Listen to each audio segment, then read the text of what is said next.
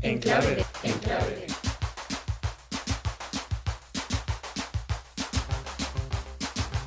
En clave, en clave.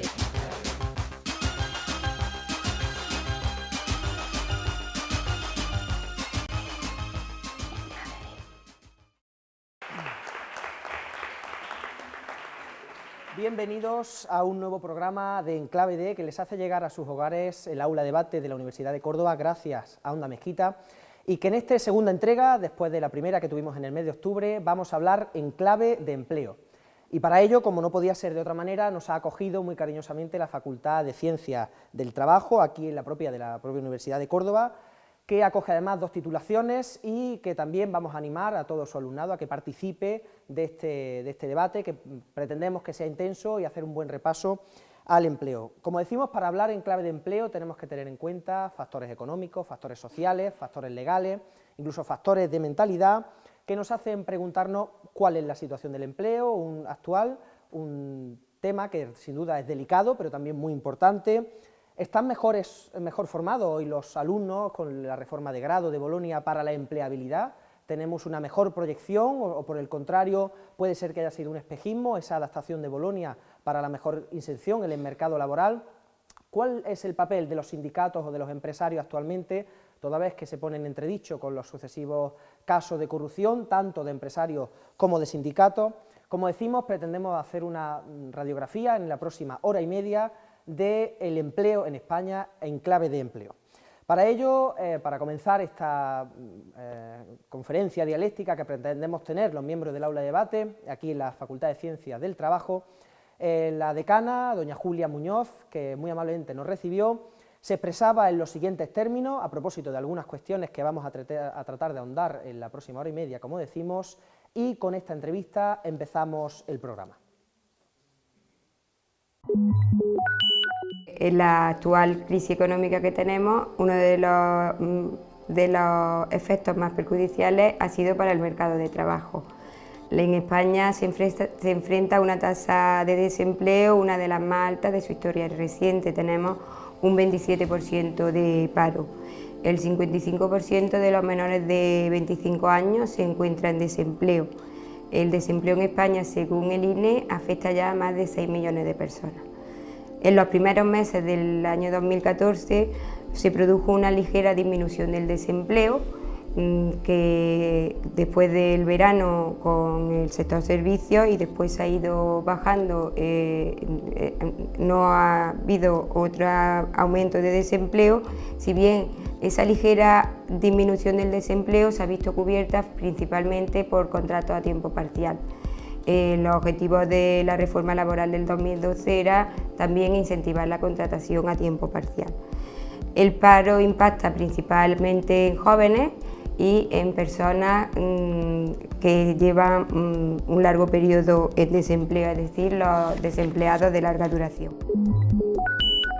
Esto ha venido recogido por el Gobierno en la llamada Estrategia de Emprendimiento y Empleo Joven 2013-2016, y que busca mecanismos que permitan llevar a los jóvenes a insertarse en el mercado laboral. Esta estrategia de emprendimiento se vertebra fundamentalmente en 4 ejes, ¿no? La mejora de la intermediación, la mejora de la empleabilidad, los estímulos a la contratación y el fomento del emprendimiento. Los puntos más relevantes, teniendo en cuenta el debate, pues los vamos a centrar en materia de emprendimiento. Pues en materia de emprendimiento se recoge una tarifa plana para jóvenes autónomos, que establece una cuota mínima de 50 euros durante 6 meses para las nuevas altas de los jóvenes en la Seguridad Social, y durante los 6 meses siguientes se aplica una reducción de la base mínima del 50% y se mantiene la reducción y bonificación en un 30% durante 18 meses. Con esa tarifa plana lo que se intenta es incentivar el emprendimiento de los jóvenes. También para incentivar el empleo de los jóvenes se ha permitido compatibilizar la prestación por desempleo durante 9 meses con un trabajo por cuenta propia. También se ha ampliado la capitalización de la prestación por desempleo para los jóvenes, capitalizándola al 100%, para que se incorporen a cualquier tipo de sociedad mercantil. ¿Dónde se han recogido todas esas medidas de apoyo a los emprendedores? Pues en el Real Decreto Ley 4/2013, es decir, que eran medidas las del emprendimiento y se van recogiendo en disposiciones normativas. A todo eso tenemos que sumar que en el año 2012 se hizo una reforma laboral estructural, es decir, importante. Estos son pequeños toques dentro de la normativa laboral. La reforma laboral, si podemos destacar lo que pretendió esta reforma laboral, que tanto ha dado que hablar, es la flexibilización interna de las empresas, en el sentido de los supuestos de suspensiones, reducciones y extinciones de contratos colectivas que no intervenga la autoridad laboral. Lo que ha pretendido la reforma es que la suspensión y la reducción del contrato como alternativa a las extinciones del empleo. En materia de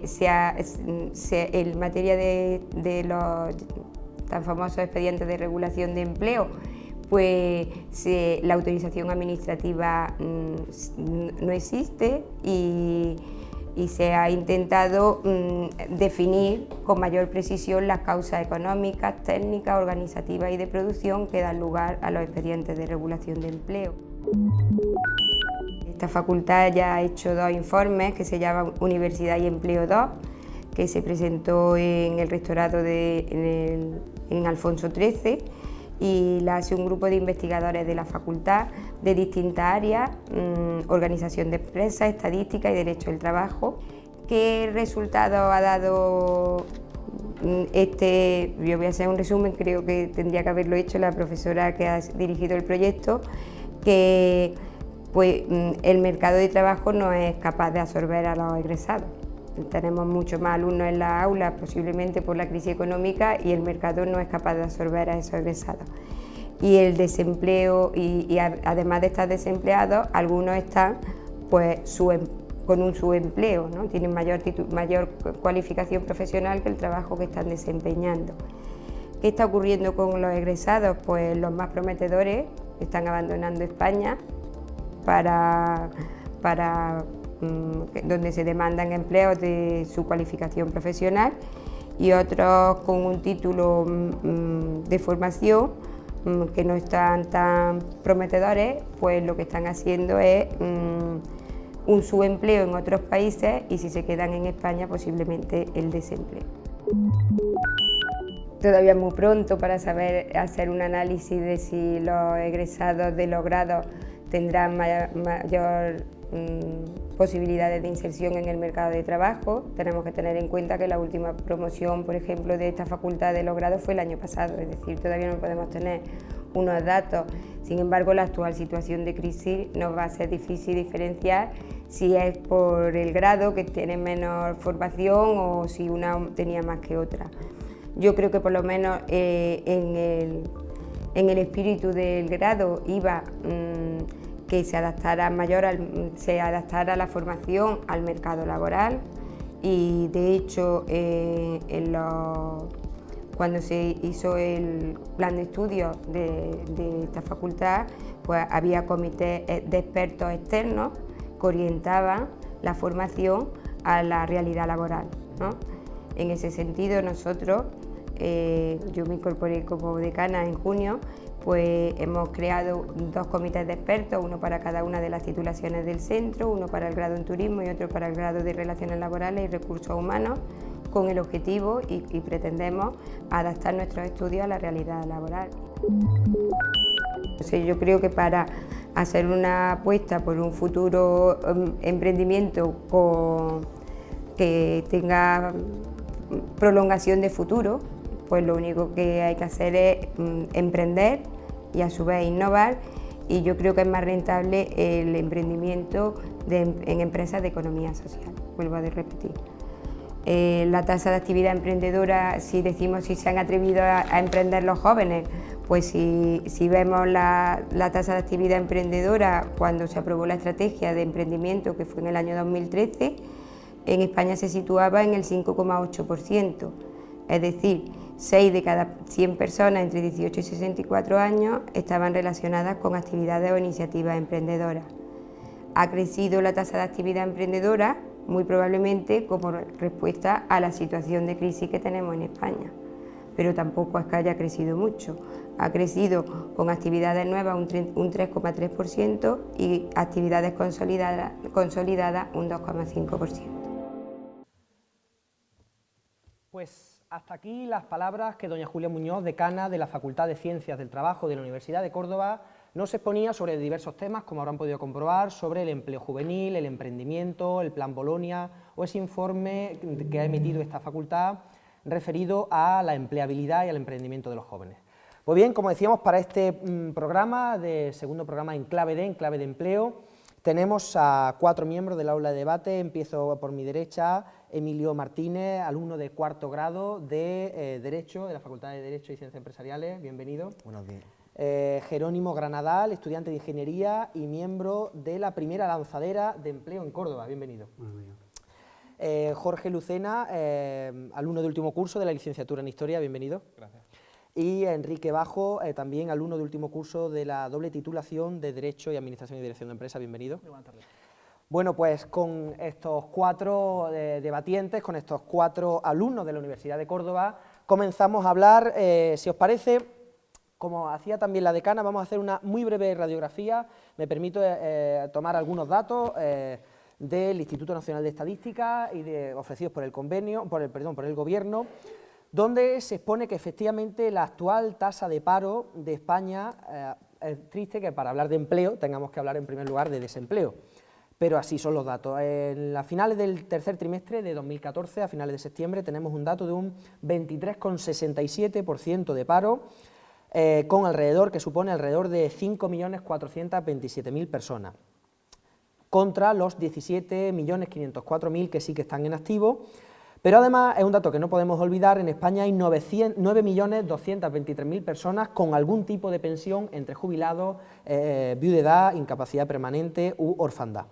Todo esto se agrava si tenemos en cuenta que el paro juvenil se sitúa en torno al 52% y que además, junto con Grecia y Sudáfrica, España es el país con más alta tasa de paro del mundo desarrollado.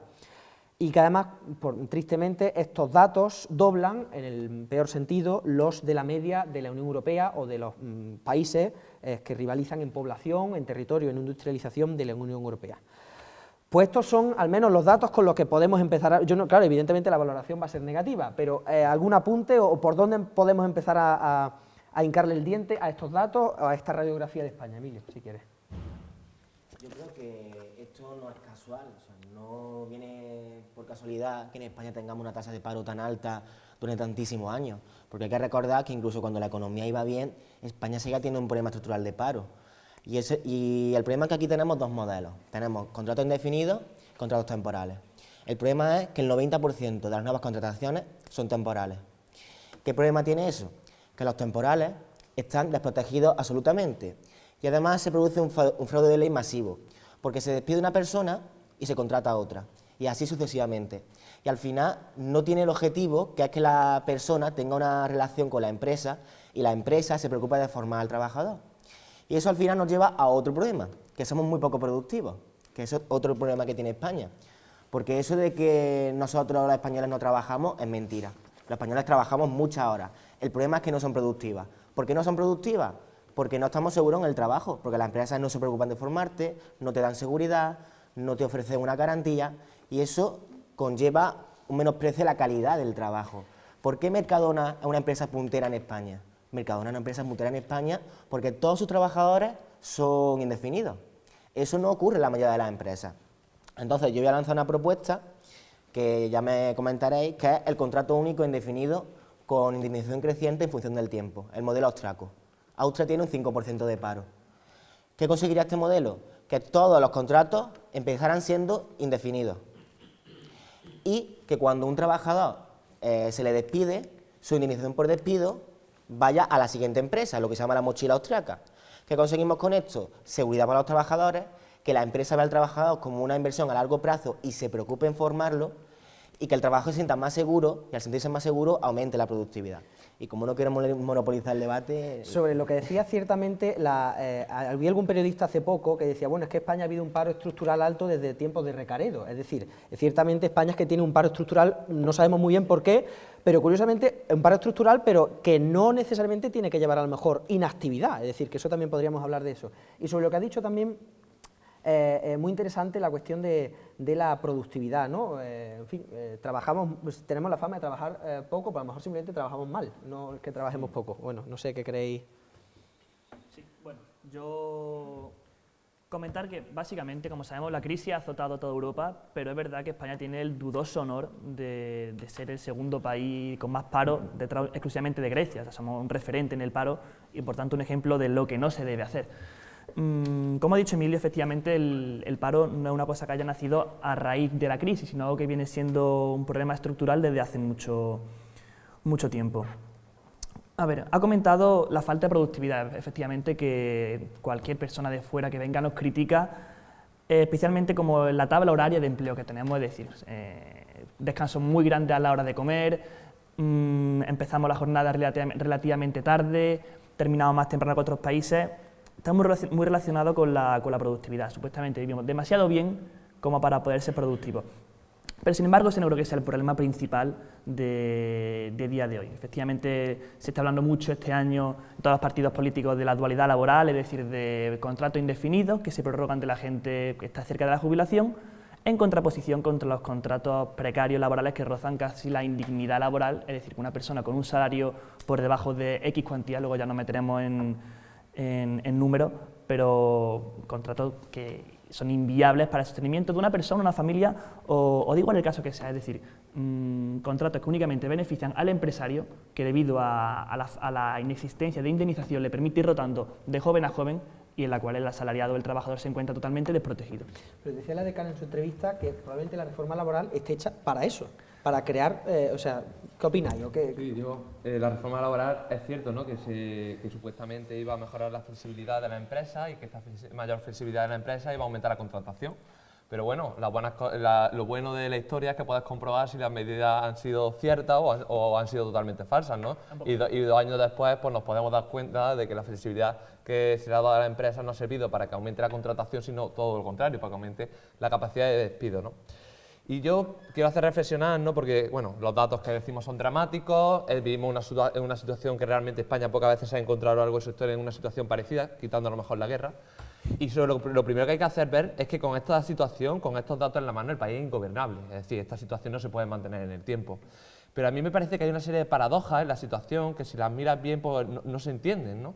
Por un lado vemos que la tasa de desempleo juvenil duplica la tasa de desempleo en la población adulta, pero que al mismo tiempo se nos está proponiendo que aumentemos la edad de jubilación. Es decir, tenemos a un grupo de trabajadores que ya está envejecido y que no se le deja salir del mercado laboral, y al mismo tiempo tenemos a un gran sector de la población juvenil que quiere entrar y no se le deja.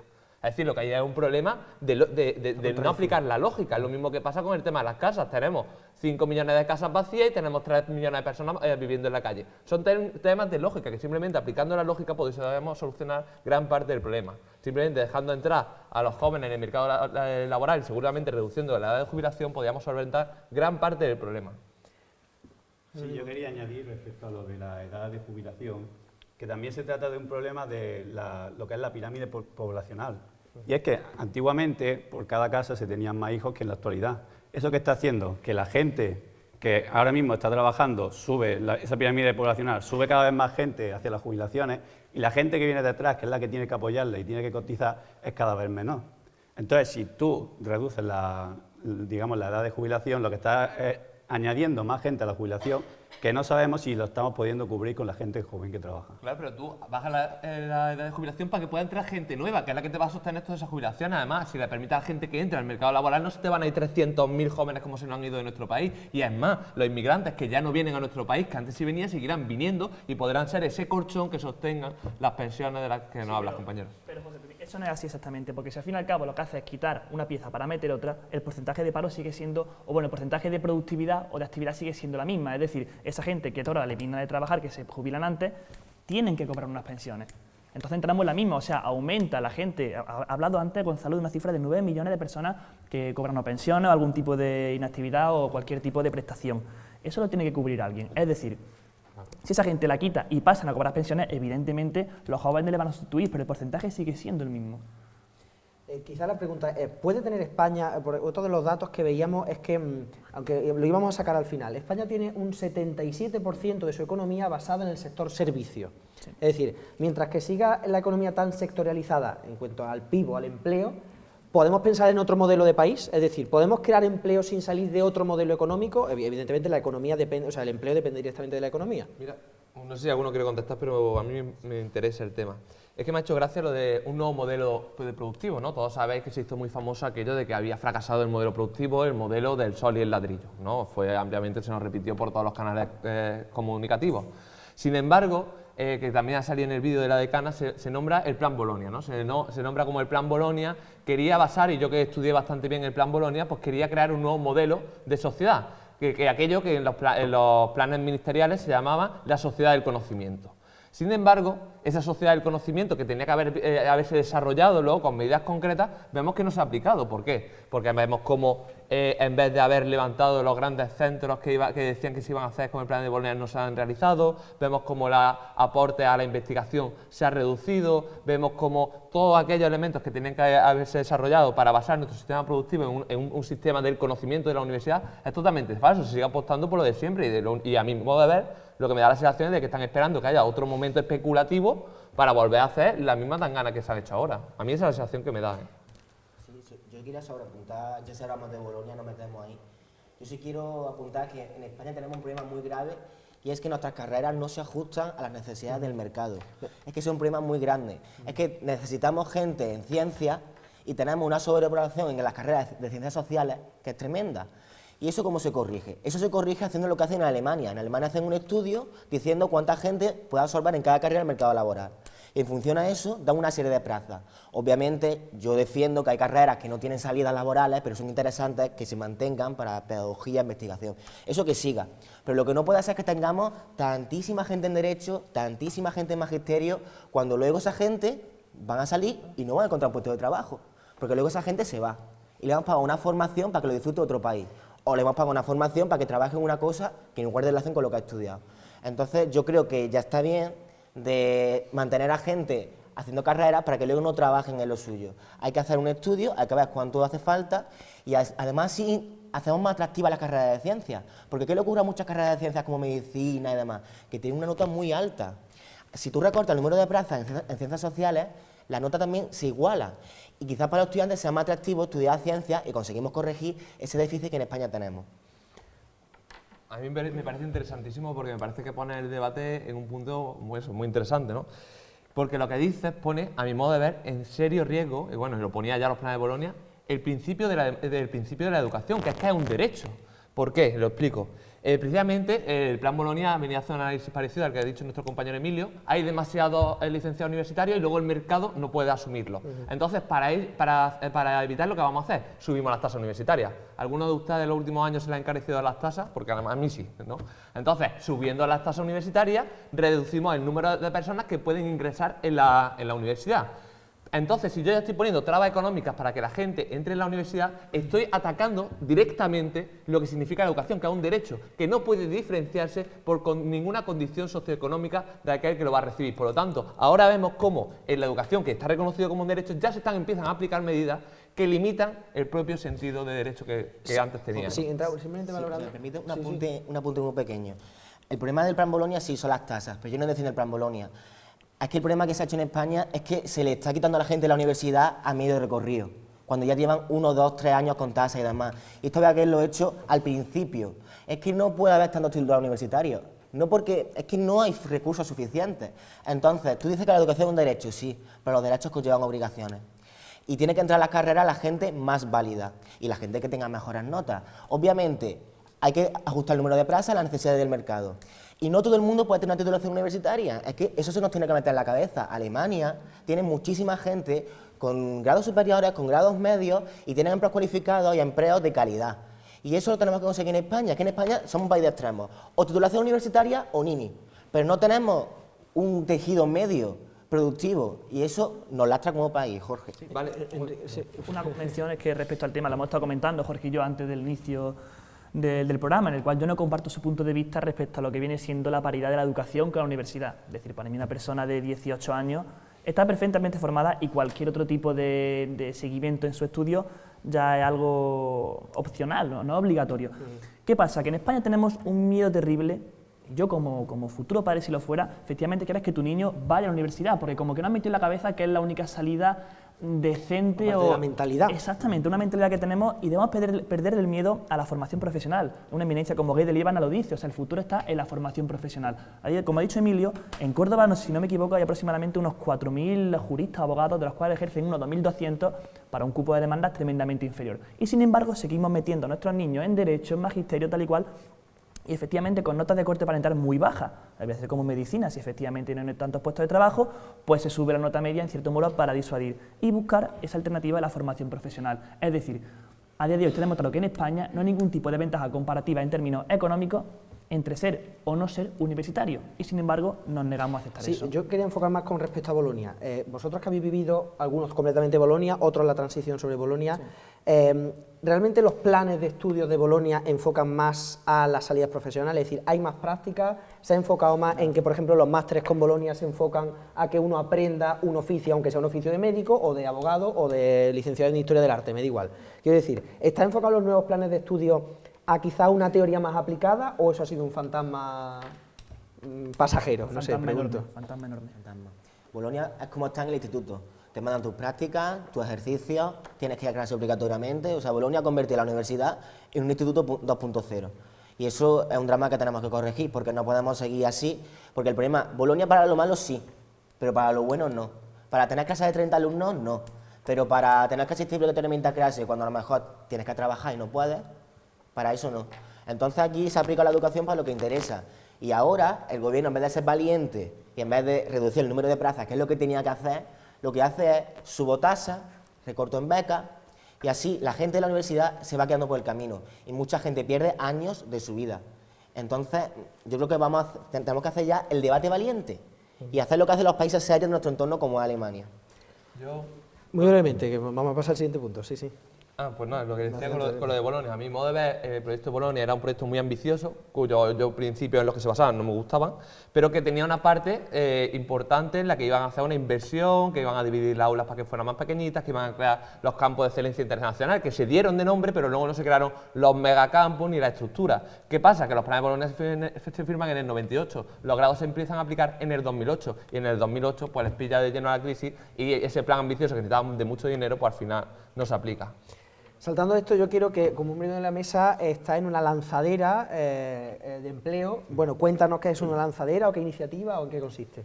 Pues mira, te explico. La lanzadera de empleo es una iniciativa de la Junta de Andalucía que a través de un proceso de selección nos ha reunido a 20 personas de diferentes sectores, un grupo que nos hemos unido con el sentido de ayudarnos en la empleabilidad. ¿Esto qué quiere decir? Desde la lanzadera de empleo se nos ayuda, por ejemplo, al desarrollo de nuestra marca personal, se nos dan conocimientos sobre autoempleo y una serie de conocimientos y actitudes que nos permitan al día de mañana afrontar esta búsqueda de empleo y diferenciarnos del resto de candidatos. Pues una propuesta interesante, teniendo en cuenta, como decía la decana, no sé si lo recuerdan, en sus últimas palabras hablaba de que ella pues, estaba por un autoempleo, sobre todo por el empleo social, como pueden ser las cooperativas, pero ella ponía el margen y dice, bueno, no solo basta con buscarse la vida, con buscarse la habichuela, salir de la facultad o de un grado y montar una empresa, sino que hace falta ser innovador, y eso es un problema que del que adolece todavía España, comentaba esta decana. ¿Qué pensáis? O sea, ¿realmente el autoempleo puede ser una salida? ¿Todo vale en el autoempleo? ¿Iniciativas? Si me permite, yo creo que el autoempleo es una de las salidas que tiene España ahora mismo a este paro, pero que las medidas que se están dando para este autoempleo, que es el que primero los autónomos durante 6 meses pagan 50 euros y luego va incrementando, el problema es que estas medidas son medidas a corto plazo. Claro. Entonces, cuando tú creas una empresa, no solo tienes que crearla y llegar a facturar, sino que tienes que mantenerte. Una vez que tú has pasado todas estas medidas a corto plazo, tu panorama para mantenerte, si no has terminado de arrancar tu empresa, es mínimo. Y entonces lo que está haciendo es que simplemente crea una pequeña empresa que luego se va a pique. Siguiendo con el sector empresarial, si os parece, vamos a hablar un poco de la panorámica empresarial y vamos a meter algo de polémica también. En España actualmente hay alrededor, las cifras no son fáciles de encontrar, en torno a 6 millones, algo más, algo menos, de empresas, de las cuales en torno al 99% son pymes, es decir, pequeñas y medianas empresas, de las cuales a su vez el 95% son micropymes, es decir, una mayoría aplastante de las empresas españolas tienen solo entre 0 y 9 asalariados o son directamente referidas a cooperativas pequeñas y en España además en torno a 1.600.000 autónomos.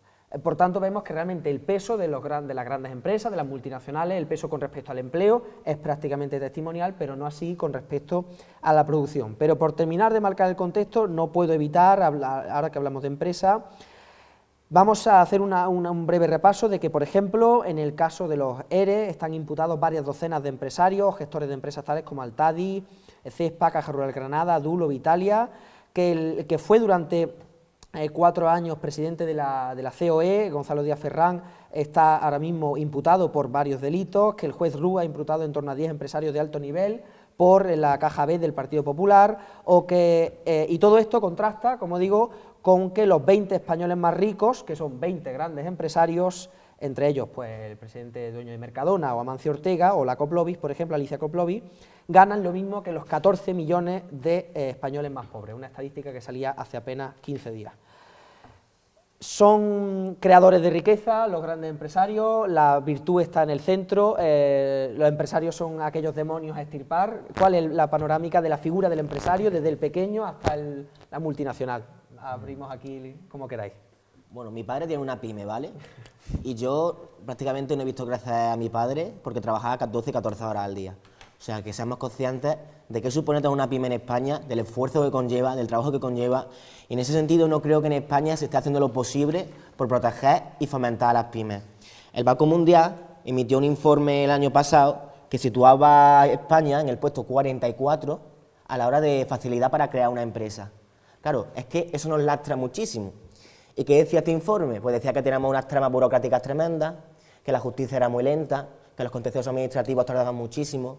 Y claro, es que así es imposible que se fomente el empleo, que se fomente la creación de riqueza. Sí creo que también en España tenemos un problema en cuestión de que las pequeñas empresas pagan mucho y las grandes con desgravaciones fiscales al final no pagan prácticamente nada. Eso es un problema que tenemos que asumir y hay que obligar a que si quieren estar en España tienen que pagar una serie de impuestos. Y luego, por supuesto, otro problema que tenemos en España es que se grava mucho las rentas del trabajo, pero sin embargo apenas se grava las rentas del capital. Entonces al final parece que como que la crisis va para un sector de la población y no va para todo el mundo.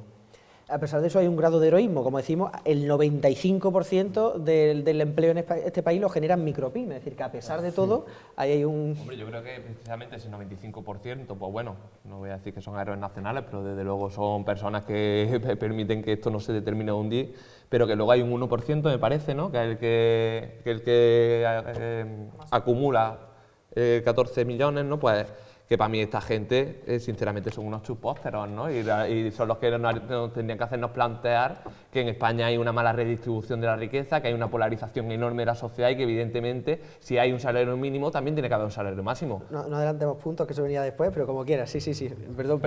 Mi libertad. Lo sé, perdón.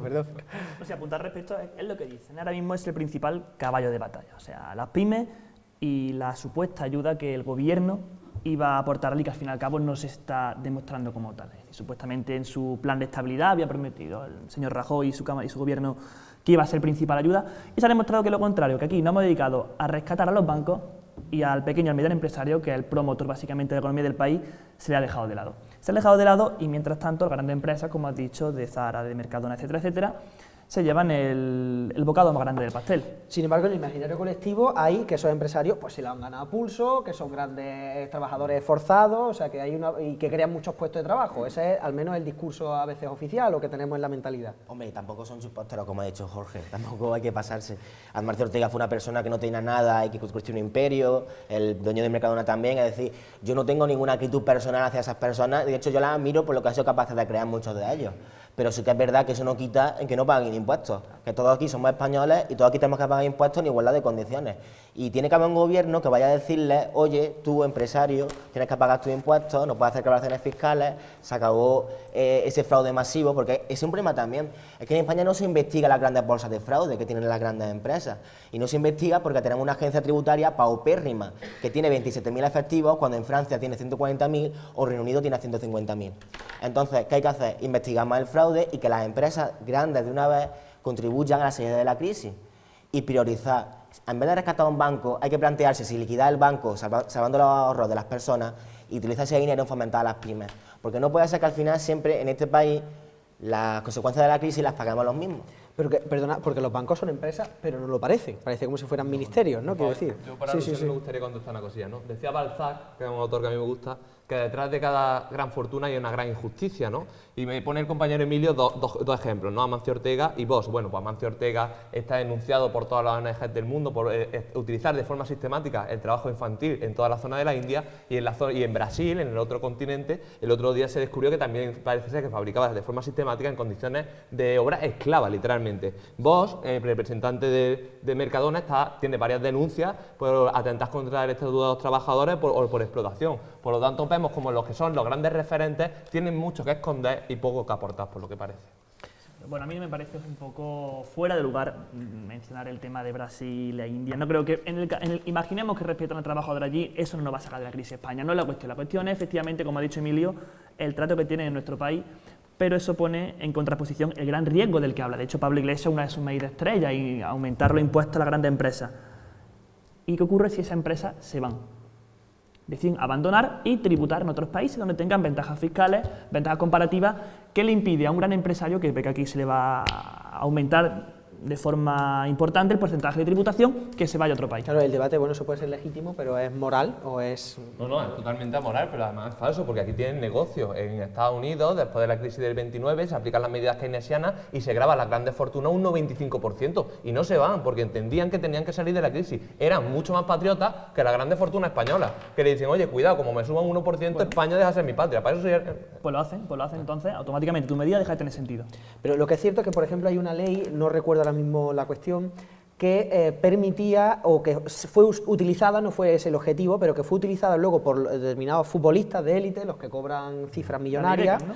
Efectivamente, que la ley previsto no fue inicialmente para eso, sino que, sin embargo, que permitía para atraer a los futbolistas que se quedaran los primeros años con una fiscalidad mucho más ventajosa de la que les correspondía por su alto tramo de ganancia. Es decir, que tenemos que vendernos de alguna manera para que las grandes fortunas quieran venir. Bueno, y si nos metemos ya en el tema de fútbol, ahí ya no paramos, porque los clubes de fútbol le tienen una deuda a Hacienda de 3.000 millones de euros, que fue justo el primer recorte que se hizo en educación, ¿no? Entonces parece que en España priorizamos el fútbol a la educación. Es triste, pero es así. Y al final siempre es lo mismo, siempre hay grupos, sectores privilegiados, afines a los grupos de poder, del establishment, la banca, el fútbol, los grandes empresarios, y eso parece que son intocables.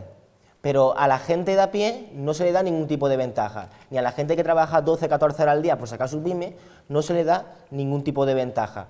Y también, un momento, tenemos un problema también en España con el sistema autonómico, que es otro problema que tenemos que corregir. La COE emitió un informe no hace mucho, en 2012, que decía que si acabásemos con toda la legislación económica que hay en España, las empresas se podrían ahorrar al año, creo que era la cifra, más de 50.000 millones de euros.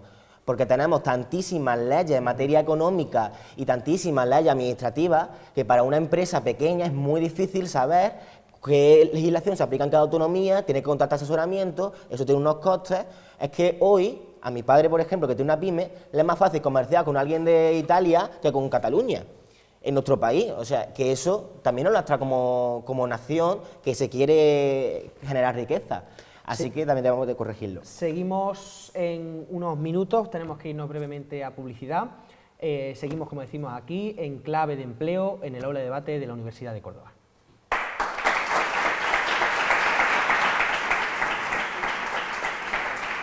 En clave de